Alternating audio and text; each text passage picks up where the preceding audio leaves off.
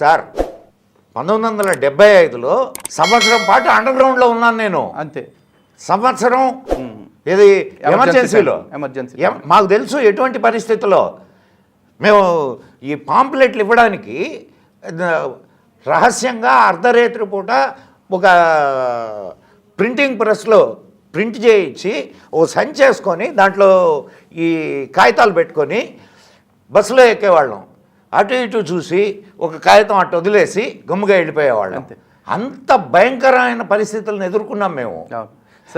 వీళ్ళు రాజ్యాంగం గురించి ఆయన రాజ్యాంగాన్ని చేతిలో పట్టుకొని రాజ్యాంగం అంటే వీడు చేతిలో చించింది.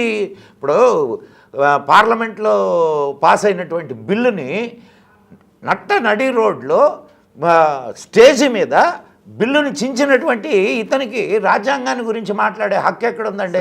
కాంగ్రెస్ పార్టీ బ్లడ్ గురించి మాట్లాడాలంటే మనం కొత్తగా మాట్లాడుకోవాల్సింది లేదు. ఈరోజు రాహుల్ గాంధీ మాత్రమే మనం తీసుకుంటున్నాం. దానిలోకి వెళ్ళిన వాళ్ళందరూ ఇంతే. అన్న కేసీ వేణుగోపాల్ పార్లమెంట్ సాక్షిగా ఏం మాట్లాడుతున్నాడు? Congress party general secretary.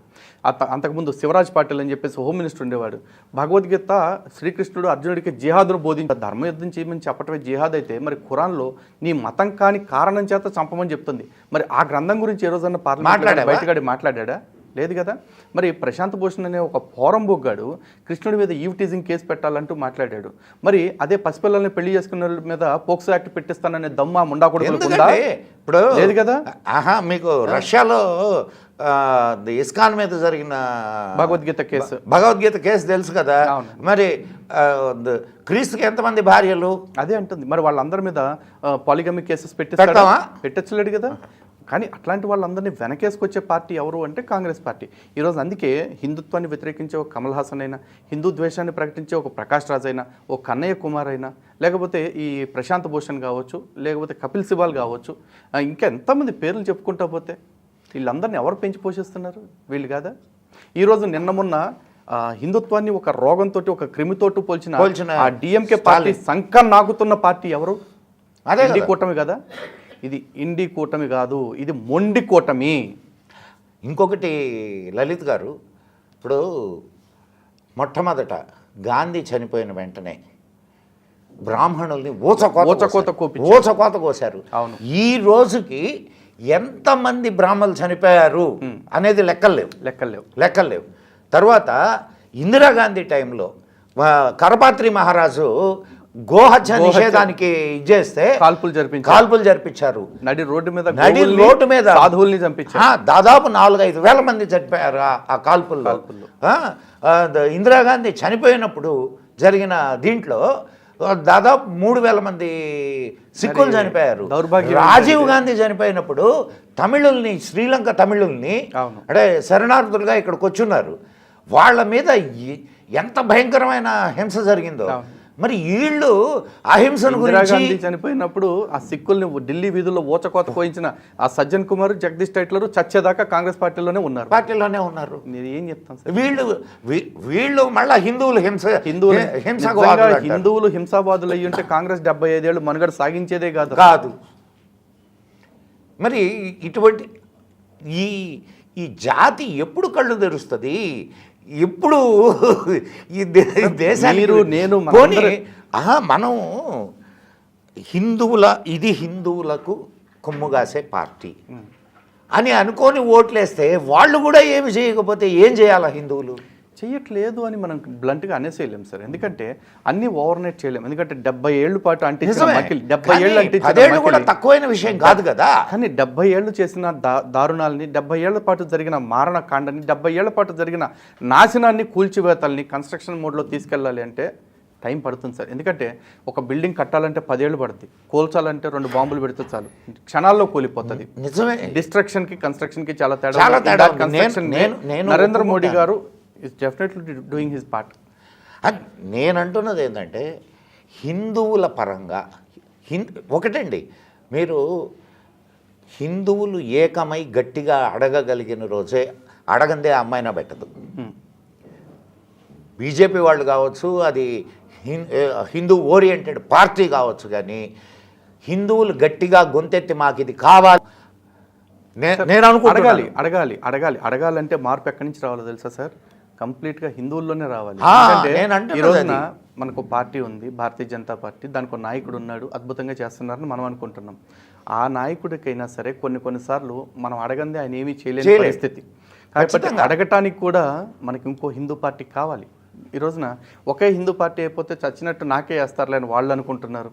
ఒకే హిందూ పార్టీ అయిపోవటం వల్ల హిందుత్వవాదులందరినీ ఆ పార్టీయే కదా అని చెప్పేసి మిగతా వాళ్ళు కూడా ఎవరు పట్టించుకోవట్లేదు. కానీ ఈ రోజు జరగాల్సింది ఏంటంటే అధికారంలో హిందూ పార్టీ ఉంటే ప్రతిపక్షంలో కూడా హిందూ పార్టీ రావాలి. ఈ రోజు 70 ఏళ్ల పాటు హిందువులకు జరిగిన నష్టాన్ని పోడ్చాలి అంటే నిజంగా ఒకవేళ అధికారంలో ఉన్న పార్టీ బంగారపు ముద్దలు కలిపి హిందువులకు పెడుతుంటే లేదు దానికి ఇంకో 2 వజ్రాలు కూడా కలిపి పెట్టాల్సిందని అడగటానికి ఇంకో హిందూ పార్టీ కావాలి మనకి. అధికారంలో హిందూ పార్టీ ఉండాలి, ప్రతిపక్షంలో హిందూ పార్టీ ఉండాలి, ప్రతి పక్షంలో హిందుత్వవాదులు ఉండాలి. ఇది నా కోరిక. ఇది జరగాలని నేను కోరుకుంటున్నాను. ఇది అఫ్ కోర్స్ ఎంతవరకు సాధ్యమో తెలియదు కానీ జరగాలి. నిజంగా చాలా అద్భుతమైన ఆలోచన లలిత్ గారు. ఎందుకనంటే ఇప్పుడు ప్రశ్నించడానికి ఒకడు మనవాడు అనేవాడు ఉండాల. ఖచ్చితంగా అవతలవాడు మనవాడైనా యువతలవాడు కూడా మనవాడే ఉండాలి. అది చాలా మంచి హర్షణీయం. అంటే చాలా మంది వడ్డిచ్చేవాడు మనవాడైతే అనుకుంటారు. వడ్డిచ్చేవాడు కాదండి, వండేవాడు మనవాడే ఉండాలి, ఆకులు ఎత్తేవాడు కూడా మనవాడే ఉండాలి. ఆ టాప్ టు బాటం వ్యవస్థ మన అనేవాడు వచ్చిన న్యాయం జరుగుతుంది. 75 ఏళ్ళుగా జరిగిన అన్యాయం మనకి తీరుతుంది. కరెక్ట్. తర్వాత ఇంకొక విషయం లలిత్ గారు, మీరు 2 విషయాల్లో చాలా అలుపెరగని పోరాటం చేశారు. ఒకటి ఈ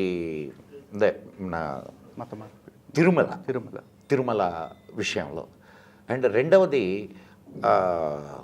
ఇంకొకటి అదే రాజస్థాన్ బ్రహ్మకుమారీస్లు ఈ మధ్య మీరు ఆ విషయంలో కొంత అంటే మీ జోరు తగ్గినట్టుగా అనిపిస్తుంది. ఈ కారణం ఏమిటి? అసలు ఏమిటి దాన్ని బ్రహ్మకుమారీస్ సిస్టమ్ ఆఫ్ ఇదే ఏమిటి? అదే అండి, చాలామందికి ఈ ప్రశ్న ఉన్నట్టుంది బహుశా. కాకపోతే కొంతమంది అడుగుతున్నారు, కొంతమంది అడగలేకపోతున్నారు. చాలా రైట్ టైంలో ప్రశ్న అడిగారు, దీనికి సమాధానం చెప్పి తీరాలి. ఒకటి ఏంటంటే అండి, బ్రహ్మకుమారి విషయంలో నేను అలిసింది లేదు, అలిసిపోయేది లేదు, ఆగేది ఎప్పటికీ లేదు. ఒకవేళ ఆగిపోయేదో లేకపోతే నాకు మరో రకమైన ఆలోచన ఉంటేనో ఇలాంటి వేదికల మీద కూడా నేను మాట్లాడటానికి ఇష్టపడను. నేను ఈ రోజు కూడా చెప్తున్న, బ్రహ్మకుమారి అనే సంస్థ సనాతన గ్రంథాలని వక్రీకరిస్తూ సనాతన దేవీ దేవతల్ని అవమానిస్తున్న ఒక హిందూ వ్యతిరేక సంస్థ. దీనిలో నో డౌట్ ఎట్ ఆల్. ఇప్పుడు చెప్తా, ఎప్పుడు చెప్తా, ఎప్పటికీ చెప్తూనే ఉంటా. కాకపోతే నా వరకు నా ప్రధాన ఎజెండా క్రైస్తవ మత మార్పిళ్ళు, ఇస్లామిక్ మత మార్పిళ్ళు, నాస్తికుల యొక్క కుట్రలు, వీటిని తిప్పికొట్టడం. కాబట్టి ప్రధానంగా వాటి మీద ఎక్కువ పనిచేస్తూ ఉండటం వల్ల, ఈ పనుల్లో తిరగటం వల్ల, అండ్ మోరోవర్ గత 2 నెలల నుంచి మీరు చూస్తున్నట్లయితే ఎలక్షన్ హడావుడి కూడా ఉంది. ఎలక్షన్స్లో కూడా నేను బాగా ప్రయత్నం చేసింది ఏంటంటే, ఆంధ్రప్రదేశ్లో క్రైస్తవ ముఖ్యమంత్రిని మార్చడం కోసం నా శక్తికి మించి నేను పనిచేశానని నేను గర్వంగా చెప్తాను. రిజల్ట్ కూడా కనిపిస్తూ ఉంది. ఎందుకంటే మొన్నటి విజయంలో నా పాత్ర కూడా కొంత ఉంటుంది అని నేను ఖచ్చితంగా నమ్ముతున్నాను. సో దాన్ని మనం క్యాలిక్యులేట్ చేయలేకపోవచ్చు. డెఫినెట్లీ మన పాత్ర అయితే ఖచ్చితంగా ఉంది. అన్ని హిందూ సంఘాలని కలుపుకుని నా శక్తికి మించి ఫైట్ చేశాను నేను. అయితే ఇక బ్రహ్మకుమారుల విషయంలోకి వచ్చేప్పటికి చెప్తున్నాను. బ్రహ్మకుమారులు ఆ దాదా లేఖరాజ్ అనేవాడు ఏదైతే సంస్థని ప్రారంభించాడో, ఆ ప్రారంభించిన కాడి నుంచి ఈ రోజు వరకు బ్రహ్మకుమారి సంస్థ సనాతన ధర్మానికి మేలు కలిగే పని ఒక్కటి కూడా చేయలేదు, భవిష్యత్తులో కూడా చేయలేదు. పైగా హిందువులకి హాని మాత్రం టన్నులు పర్వతాల స్థాయిలో చేసింది. అందులో హిందువుల సంతతిని పెరగకుండా ఆపటానికి వాళ్ళు ఏమేం చేస్తున్నారు, అలాగే హిందూ గ్రంథాల విషయంలో మనకి ఏ విధమైన కన్ఫ్యూజన్ పెడుతున్నారు, హిందూ దేవీ దేవతల విషయంలో మనకి ఏ విధంగా కన్ఫ్యూజన్ పెడుతున్నారు, వాళ్ళు ఏ విధంగా హిందూ కుటుంబ వ్యవస్థని చిన్నాభిన్నం చేస్తున్నారు, వీటన్నిటి మీద కూడా నాకు చేయడానికి చాలా కంటెంట్ ఉంది. వాటన్నిటి మీద వీడియోస్ కూడా చేస్తాను. ఆల్రెడీ వాళ్ళు నా మీద గచ్చిబౌలి పోలీస్ స్టేషన్లో కంప్లైంట్ ఇవ్వడం జరిగింది. ఆ కేసులు అన్నీ నేను ఫైట్ చేయడానికి కూడా సిద్ధంగానే ఉన్నాను. వాళ్లే కాదు, ఇంకా కొంతమంది దొంగ సాములు కూడా నా మీద కేసులు పెట్టారు. ఆ కేసులు కూడా నడుస్తున్నాయి. అసలు కేసులకి మనం భయపడేదే లేదండి. అండ్ ఇంకోటి, మనం మరో రకమైన ప్రలోభాలకు కూడా లొంగేవాళ్ళం కాదు. ఎందుకంటే నా పోరాటానికి నాకు ఏదన్నా సహకారం కావాలంటే నేను హిందూ బంధువులను అడుగుతాను. అడగంగానే నాకు 100 కావాల్సిన చోట 1000 ఇచ్చేవాళ్ళు ఉన్నారు. అవునండి. నాకు కాబట్టి ఎవరి దగ్గర దొంగతనంగా చేయి జాపుకునే అవసరం, అర్హత, అవకాశం నాకు 2 లేవు. ఎందుకు ఇప్పుడు కర్మే నాకు పట్టలేదు. ఒక విషయం, మన ఇద్దరం పోలీస్ స్టేషన్లో కూర్చున్న సందర్భాలు కూడా ఉన్నాయి, అరెస్ట్ అయ్యి. అట్లాంటి అరెస్టులకు కావచ్చు, కేసులకు కావచ్చు, దేనికి భయపడేది లేదండి. వాళ్ళ మీద పోరాటం నిరంతరం సాగుతూ ఉంటుంది. కానీ నా ప్రయాణంలో ఇవన్నీ కూడా మన టార్గెట్లో ఉన్నాయి కాబట్టి ఈరోజు మీరు చూసే ఉంటారు, ఒక పాస్టర్ హిందూ దేవి దేవతలు మా యేసుక్రీస్తు పేరు చెప్తే పారిపోయారు అంటే తప్పుడు ప్రచారం చేస్తే వాడికి కూడా కౌంటర్ ఇవ్వాల్సి వచ్చింది. నిన్న మొన్న చూసుకుంటే ఒక వరుసనే ఒక 10 వీడియోలు సిరాజ్ అనే అతను ఉంటాడు, అతని మీదే పెట్టాల్సి వచ్చింది. వేదాలను వక్రీకరిస్తూ ఈ వేదాలు ఆ వేదాల్లో ఇట్లా ఉంది, ఈ హిందూ గ్రంథాల్లో ఇట్లా ఉందంటాడు. అదే సిరాజు హిందూ పండగలకి సిగ్గు లేకుండా మన సెక్యులర్లు కొంతమంది పిలిస్తే వేదికలు ఎక్కేసి మీ రామాయణంలో ఇంత గొప్ప శ్లోకం ఉంది, భారతంలో ఇంత గొప్ప శ్లోకం ఉంది, భగవద్గీతలో ఇంత గొప్ప శ్లోకం ఉంది, కానీ ఈ శ్లోకాలన్నీ పొగుడుతున్న దేవుడు మా దేవుడే అంటూ చివరికి తీసుకెళ్తున్నాడు. అలా వక్రీకరించేవాడు ఏమీ తెలియనోడి దగ్గర మాట్లాడొచ్చు, కానీ మనలాంటోడు ఉంటాడని తెలిసి కూడా వేదాలని వక్రీకరించి మాట్లాడాడు అంటే అట్లాంటి వాడికి ఎవడు కౌంటర్ ఇస్తాడు సార్? మనమే ఇవ్వాలి. ఆ మధ్యలో ఇన్ని చేస్తూ కూడా ఈ బ్రహ్మకుమారి నాటకాలు బయట పెట్టడానికి బ్రహ్మకుమారి సంస్థ నుంచి బయటకు వచ్చిన ఒక సోదరుతోటి కూడా వీడియోస్ పెట్టడం జరిగింది. ఇవన్నీ కామన్, మన పోరాటం ఎక్కడ. దాంతో పాటు ఇప్పుడు తెలుగు వన్ వేదికగా మీరు ప్రశ్న అడిగారు, ఇక్కడ కూడా నేను చెప్తున్నా బ్రహ్మకుమారిలు నెంబర్ 1 చీటర్స్.